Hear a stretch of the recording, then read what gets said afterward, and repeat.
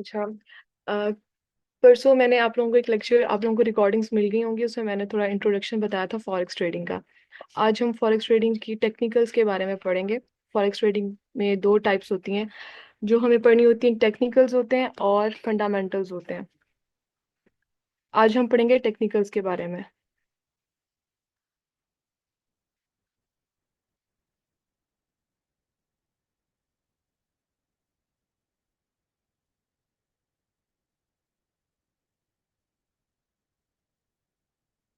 अच्छा, टेक्निकल्स में सबसे पहले हम चीज़ पढ़ते हैं, ये आपको नजर आ रहा है ट्रेडिंग व्यू। ट्रेडिंग व्यू एक ऐप है, इसके ऊपर हम अपने एनालिसिस करते हैं। एनालिसिस करने के बाद हम ट्रेड अपनी लेते हैं। स्टार्ट वाला करवा दे, वो नहीं आया पब्लिक तक। अच्छा, मैं आपको उसकी रिकॉर्डिंग सेंड कर दूंगी। आज तो आपको ये लेक्चर टेक्निकल्स के बारे में पढ़ाएंगे, तो मैं आपको रिकॉर्डिंग शेयर कर दूंगी, फिर आप वो सुन लीजिएगा, और अगर समझ नहीं आती तो फिर मुझसे क्वेश्चन कर लेना ग्रुप में। अच्छा, सबसे पहले आपको इस ऐप के बारे में बताती चलूँ। ये ट्रेडिंग व्यू एक ऐप है, ये आपने सबने डाउनलोड करनी है। आपने इस पे अपने एनालिसिस करने हैं, और फिर उसके बाद आपने अपने ब्रोकर की जो ऐप होगी, एक्सनेस MT5 MT4, उस पर जाके ट्रेड लेनी है। यहाँ पे ये नजर आ रहा है XAU USD, ये गोल्ड का चार्ट मैंने खोला हुआ है, और इसमें हम लोग पढ़ेंगे सबसे पहले ट्रेंड्स के बारे में। फॉरेक्स ट्रेडिंग में टेक्निकल्स में थ्री ट्रेंड्स होते हैं: अप ट्रेंड्स, डाउन ट्रेंड्स और साइडवेज ट्रेंड्स। अब एक सेकंड, इसका मैंने,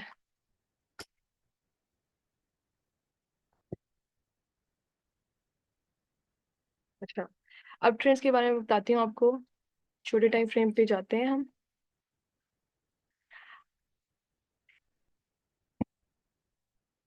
हम्म,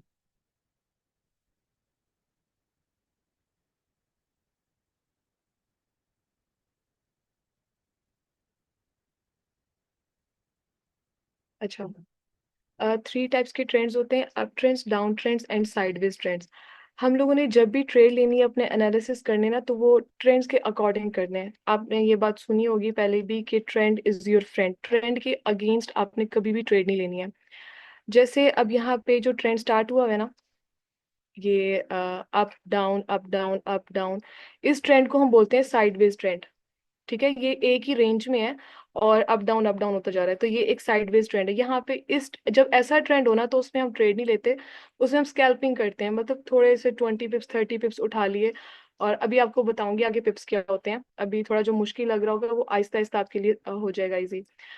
तो हम उठा सकते हैं स्कैल्पिंग करके। अच्छा, अप ट्रेंड होते हैं, जैसे आपको ये नजर आ रहा होगा, यहाँ से मार्केट डाउन ट्रेंड में डाउन नीचे आ रही है, और यहाँ से ये हायर हाई और हायर लोज बनाती हुई ऊपर जा रही है।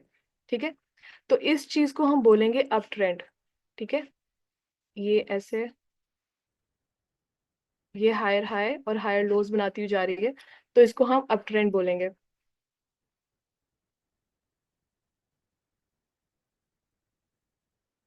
ठीक है, ये कौन सा है हमारा अप ट्रेंड। आप स्क्रीनशॉट ले सकते हैं जब आपको बाद में रिवाइज करना हो तो याद रहे।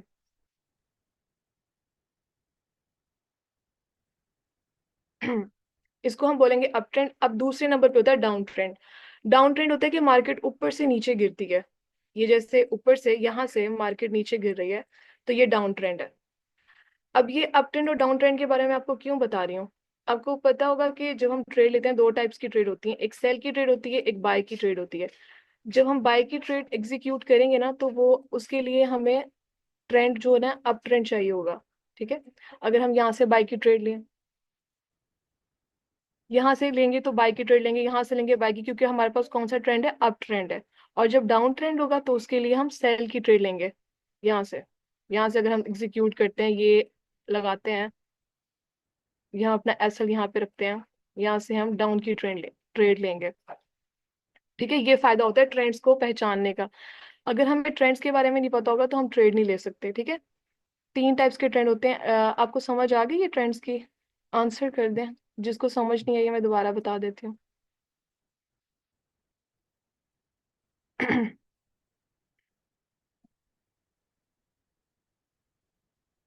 अच्छा, आगे बढ़ते हैं।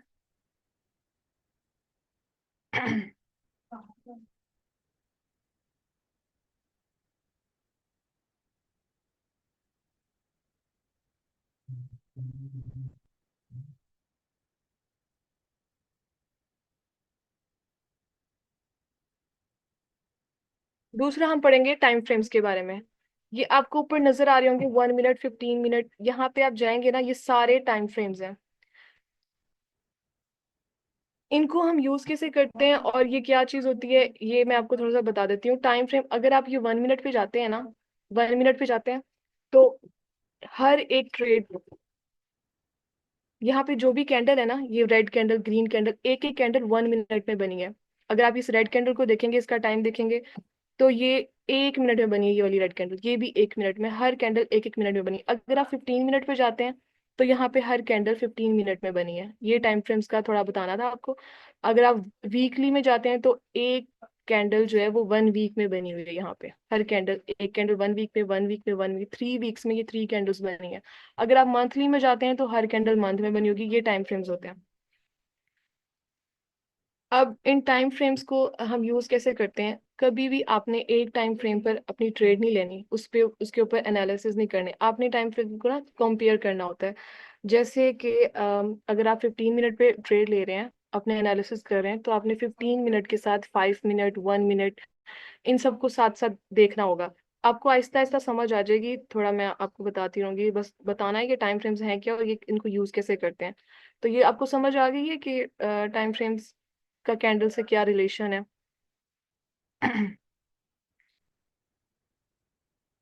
मैंने यहाँ पे लिखा भी हुआ है।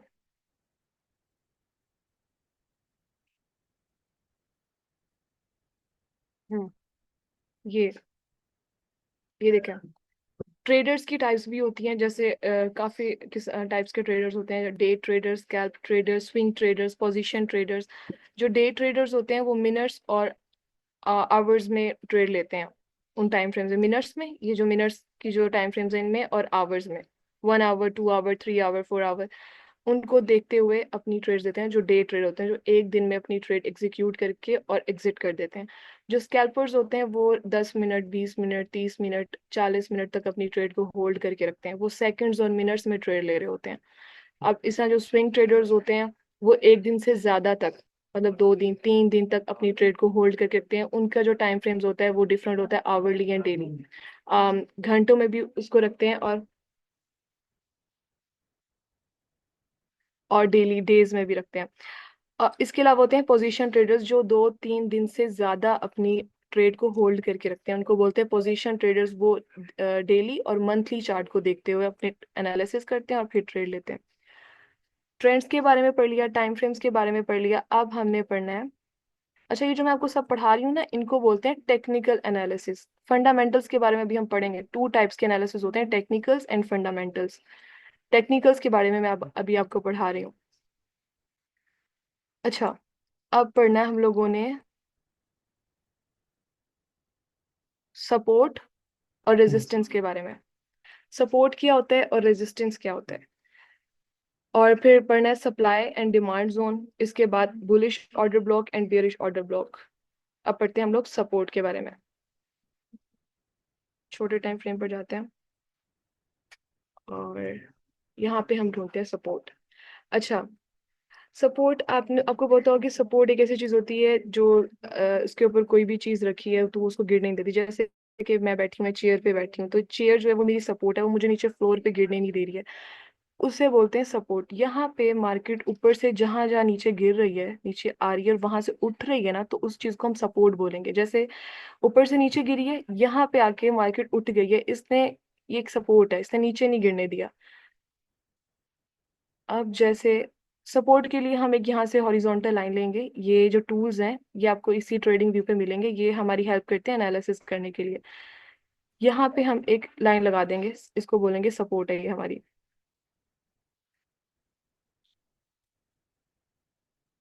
ठीक है, ये एक सपोर्ट है। अब जब इसे इसका लगाने का फायदा ये है कि यहाँ से मार्केट एक दफा उठी है ना ऊपर, तो चांस है जब दोबारा यहाँ पर आएगी तो वहां से फिर उठेगी। जब हमें ये पता चलता है तो हम देख सकते हैं कि यहाँ से सेल की ट्रेड हम एग्जीक्यूट कर सकते हैं। पहले वही मार्केट नीचे आई थी तो यहाँ से उठी है ऊपर, अब दोबारा जब यहाँ पे आएगी तो यहाँ से फिर से हम सॉरी बाय की ट्रेड एग्जीक्यूट कर सकते हैं। जैसे ये बाय है, यहाँ से नीचे आई है ऊपर गई है, दोबारा टेस्ट किया। जब दो दफा मार्केट ने ऐसे किया ना तो हमारे पास ज्यादा कंफर्मेशन हो जाती है कि अब थर्ड, जब तीसरी दफा आएगी तो फिर दोबारा से ये वर्क कर सकती है। तो हम यहाँ पे अपना ऐसे करके और जहां तक पहले आई थी वहां तक करके नीचे अपना एसएल लगा के और ट्रेड को एग्जीक्यूट कर सकते हैं और बाय की ट्रेड ले सकते हैं। मतलब मोबाइल और इसके अलावा ये होता है हमारा सपोर्ट। अब इसके साथ था जो इसके ऑपोजिट चीज होती है वो होती है रेजिस्टेंस। इसको मैं रिमूव कर देती हूँ। रेजिस्टेंस भी सपोर्ट के ऑपोजिट है। जैसे सपोर्ट है जहाँ मैं बैठी हूँ, अब मेरा रेजिस्टेंस क्या होगा? ऊपर जो हमारा रूफ होता है उसको एज अ रेजिस्टेंस काम करते हैं, और सपोर्ट एज अ फ्लोर काम करती है।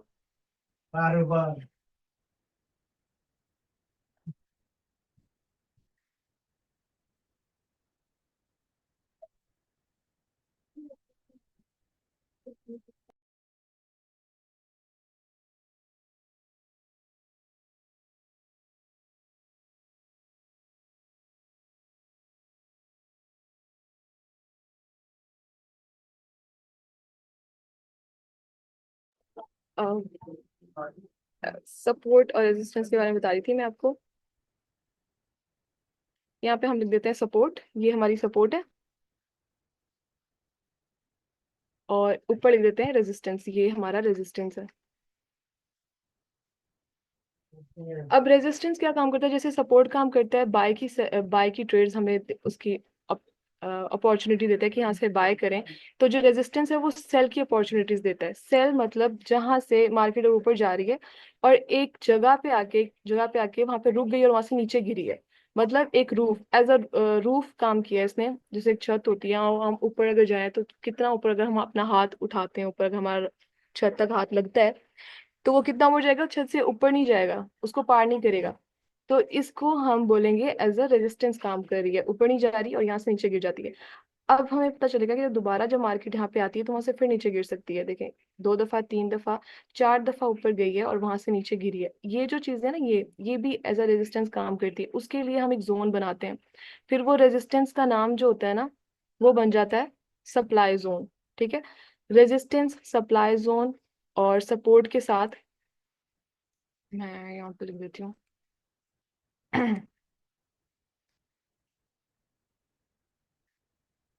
ये सप्लाई जोन है। इसके लिए हमें एक जोन बनाना होगा। यहाँ से हम रेक्टेंगल लेंगे और जो जो कैंडल नीचे गिरी है ना, ये रेड वाली कैंडल से नीचे गिरी, तो उसके पीछे वाली जो ग्रीन कैंडल होती है ना, उस कैंडल को लेके हम एक जोन बना देते हैं ऐसे करके।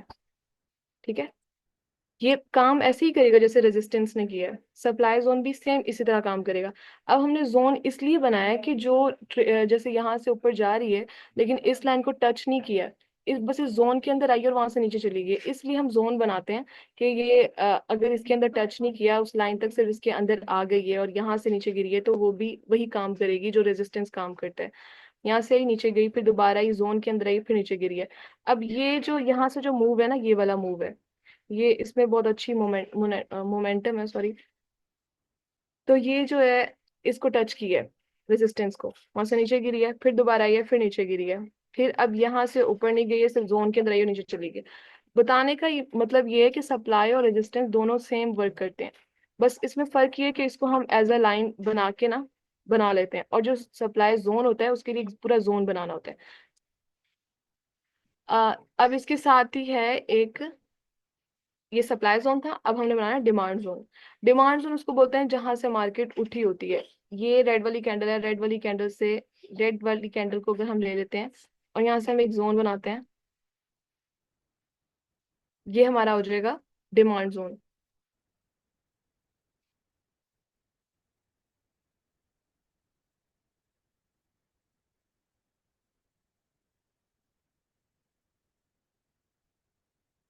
ठीक है, सपोर्ट और डिमांड जोन एक जैसे होते हैं और सप्लाई और रेजिस्टेंस बिल्कुल एक जैसे होते हैं। इन दोनों का काम एक ही है, बस फर्क ये है कि इसके लिए हम जोन बनाते हैं और इसके लिए लाइन बना लेते हैं। काम वही करते हैं। इससे जब सप्लाई पर आती है मार्केट तो वहां से हम बाय सेल की ट्रेड्स ढूंढते हैं, और जब डिमांड जोन पे या फिर सपोर्ट पर आती है तो वहां से हम बाय की ट्रेड्स ढूंढ रहे होते हैं। आपको समझ आ रही होगी सप्लाई की और डिमांड सपोर्ट रेजिस्टेंस की। मैसेज कर दें अगर समझ नहीं आई है तो।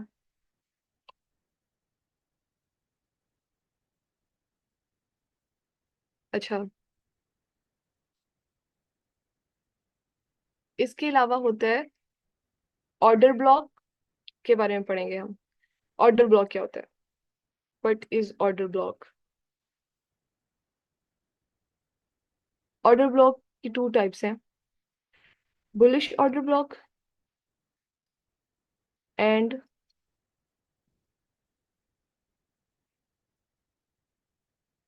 Bearish order block. ये ओबी जो लिखा है ना मैंने, इसका मतलब है ऑर्डर ब्लॉक, उसका शॉर्ट फॉर्म मैंने ओबी लिख दिया है, तो इससे कंफ्यूज ना हो ना।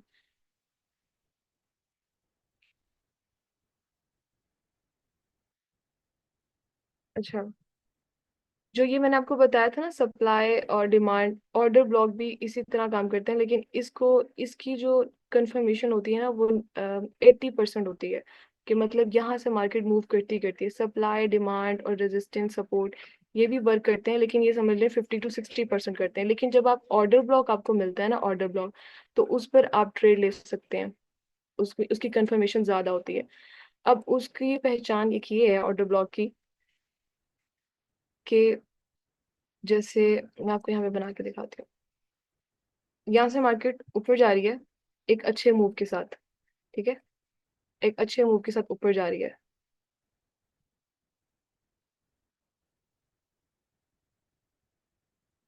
एक अच्छे मूव के साथ ऊपर जाती है और फिर वहां से बड़ी बड़ी कैंडल्स बना के नीचे गिरती है, ठीक है। तो यहाँ पे जो होगा ना, इसको हम बोलेंगे order block, bullish order block, sorry bearish order block. क्योंकि यहाँ से मार्केट नीचे गिरेगी, तो यहाँ पे हम कौन सी ट्रेड्स लेंगे, बाय की या सेल की?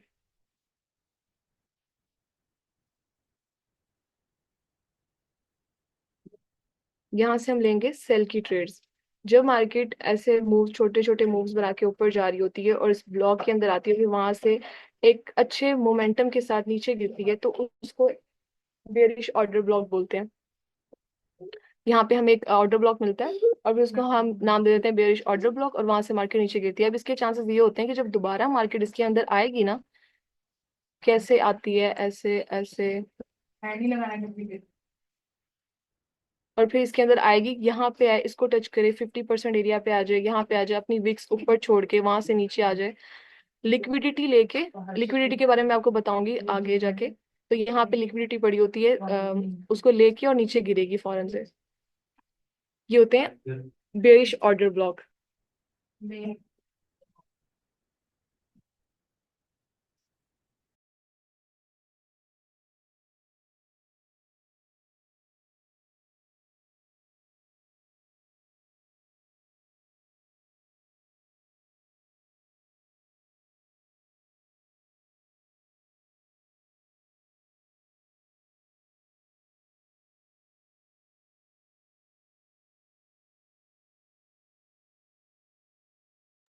सॉरी। अच्छा, आपको बेरिश ऑर्डर ब्लॉक के बारे में समझ आ गई? ये बेरिश ऑर्डर ब्लॉक, इसका जो इसका ऑपोजिट होता है वो होता है bullish order block. Bullish order block मैं आपको यहाँ पे बना के दिखाती हूँ।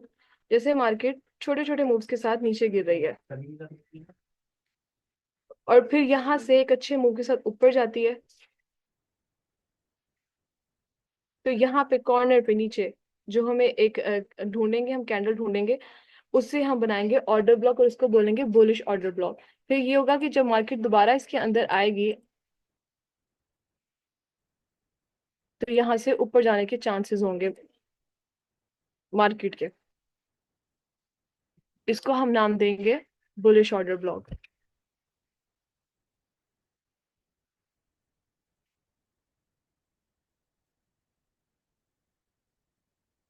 अच्छा, अब ये मैं चार्ट पे आपको ढूंढ के दिखाती हूँ, 7 मिनट्स रह गए हैं। हम्म,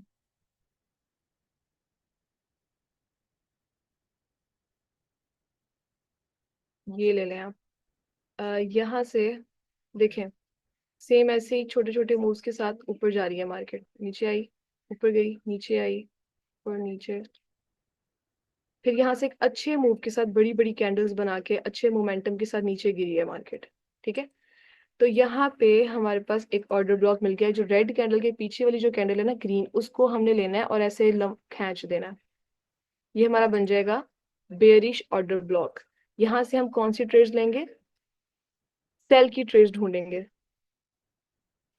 ओ, ठीक है। कि अब ये होगा कि जब दोबारा मार्केट इस जोन के अंदर आती है ना, तो वहां से फिर नीचे गिरेगी। देखें, यहाँ से मार्केट यहाँ पे मैनिपुलेट करती करती जब दोबारा इसके अंदर आई है, तो यहाँ से कितना नीचे गिरी है, नीचे गिरी है, फिर दोबारा इसके अंदर आई। अगर हम इसको ऐसे और खींचते हैं, दोबारा इसके अंदर आई है, फिर देखें कितना नीचे गिरी है। तो टेक्निकल्स को बना टेक्निकल एनालिसिस को पढ़ने का यही फायदा होता है, ताकि हम पहचान सकें, चार्ट्स को पढ़ सकें कि अब फ्यूचर में मार्केट में क्या होगा। जब हम इन ऑर्डर ब्लॉक्स के बारे में, सपोर्ट रेजिस्टेंस के बारे में, इसके अलावा और बहुत सी चीजें हैं, जब आप उन्हें आहिस्ता आहिस्ता पढ़ेंगे और उसके ऊपर अपनी प्रैक्टिस को करेंगे ना, तो फिर आप ट्रेड ले सकते हैं। आपको पता होगा कि अब यहाँ से बाय की ट्रेड लेनी है या सेल की ट्रेड लेनी है। ये था हमारा बेयरिश ऑर्डर ब्लॉक। अगर हम इसी तरह ढूंढते हैं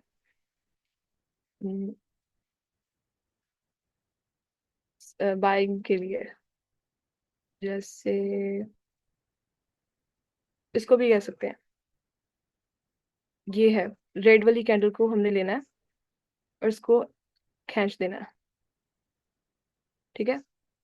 अब यहाँ पे देखें, ऊपर से आ रही है, यहाँ पे थोड़ी मैनिपुलेट की है मार्केट ने, ऐसे ऐसे बनाती हुई आ रही है छोटे छोटे। फिर यहाँ से एक अच्छे मूव के साथ ऊपर गई है, ऊपर गई है। फिर जब दोबारा इसके अंदर आई है, उसके अंदर नहीं आई, बस टच किया है।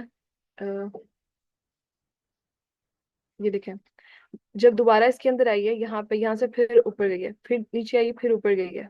3 दफा इसने रिस्पेक्ट दी है इस ऑर्डर ब्लॉक को। तो ये एक अच्छा ऑर्डर ब्लॉक है। लेकिन ये ऑर्डर ब्लॉक का नाम क्या होगा? बुलिश ऑर्डर ब्लॉक, क्योंकि यहाँ से हम बाइंग की ट्रेड ढूंढेंगे।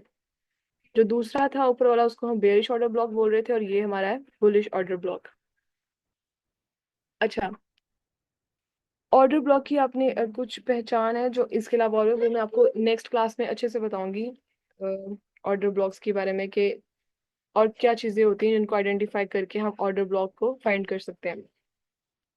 अच्छा, आज की क्लास इतनी थी, टाइम भी खत्म होने वाला है। अब मुझे बता दें, आपका कोई क्वेश्चन हो तो मुझे चैट बॉक्स में बता दें। आपको समझ आई है? सबसे पहले हम लोगों ने पढ़ा था ट्रेंड्स के बारे में।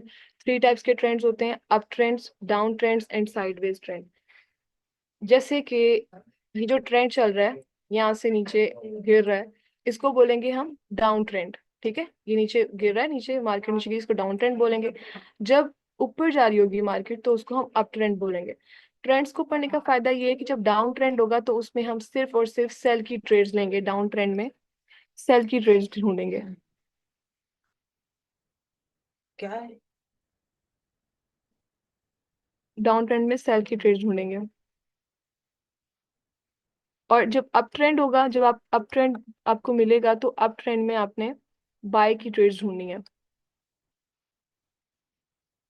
ऐसा नहीं करना कि डाउन ट्रेंड चल रहा है और आपने उसमें बाय की ट्रेड ली है, अप ट्रेंड चल रहा है तो उसमें आपने सेल की ट्रेड ली। हाँ, ऐसा होता है कि जैसे ये डाउन ट्रेंड जो चल रहा है और उसके लिए ऊपर थोड़ा गई है मार्केट, इम्पल्स मूव इसको बोलेंगे, थोड़ा इम्पल्स मूव इसने किया है, तो यहाँ पे स्कैल्पर्स जो होते हैं ना, वो स्कैल्पिंग करते हैं, 30 to 20 पिप्स उठा लेते हैं अपने बाय के लेके।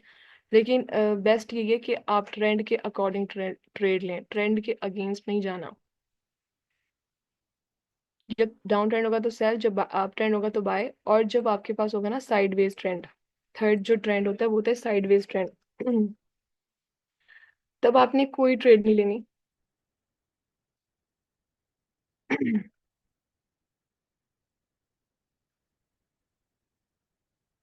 जब साइडवेज ट्रेंड होगा, तो आपने कोई ट्रेड नहीं लेनी।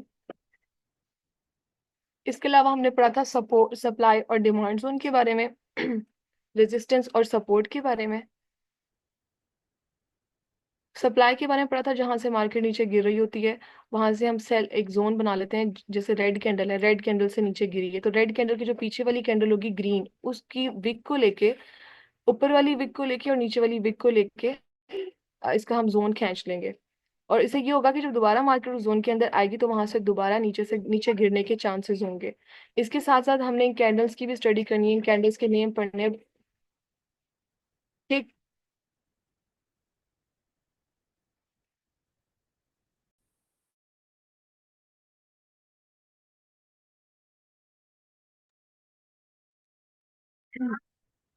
सप्लाई जोन और डिमांड जोन के बारे में। डिमांड जोन ये होता है कि डिमांड जोन के बारे में मैंने आपको बताया था। जैसे ये जो ग्रीन कैंडल है, इस ग्रीन कैंडल से ऊपर गई है तो उससे पीछे वाली कैंडल जो रेड है उसकी ऊपर वाली विक और नीचे वाली विक, इन दोनों को लेके टच करके एक जोन खींच लेना है, उसको बोलेंगे